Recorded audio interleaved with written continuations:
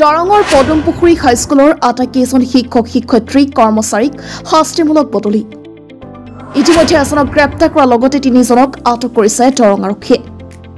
ৰাজ্যক অপাইছোৱা ছাত্ৰ মৃত্যু ঘটনাৰ প্ৰায় 52 ঘণ্টা পিছত আটাইকেইজন কৰ্মচাৰীক শাস্তিমূলক বদলি কৰে বিদ্যালয় পৰিদৰ্শকে ৰাজ্যক অপাইছোৱা ছাত্ৰৰ মৃত্যুৰ ঘটনাৰ প্ৰায় 52 ঘণ্টাৰ পিছত বুধবাৰে বিদ্যালয়খনত উপস্থিত হৈ দৰঙৰ বিদ্যালয়সমূহৰ পৰিদৰ্শক সেমিনা ইয়াসমিন আৰা প্ৰসংগ সিপাচাৰৰ পদুমপুখুৰী হাইস্কুলত জ্যেষ্ঠ ছাত্ৰৰ প্ৰহাৰত কনিষ্ঠ ছাত্ৰৰ মৃত্যু হোৱাৰ ঘটনাৰ পিছতে তৎপৰ হৈ পৰিছে বিদ্যালয়সমূহৰ পৰিদৰ্শক সেমিনা ইয়াসমিন আৰা ৰহমান ঘটনা সন্দৰ্ভত আৰক্ষীয়ে ইতিমধ্যে এজনক গ্ৰেপ্তাৰৰ লগতে তিনিজনক আটক কৰিছে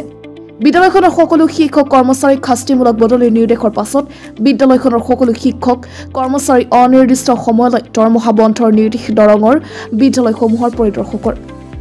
পৰৱৰ্তী নিৰ্দেশনা নিদিয়া পৰ্যন্ত বিদ্যালয়খনৰ শিক্ষক কৰ্মচাৰীৰ বন্ধ থাকিব দৰমহা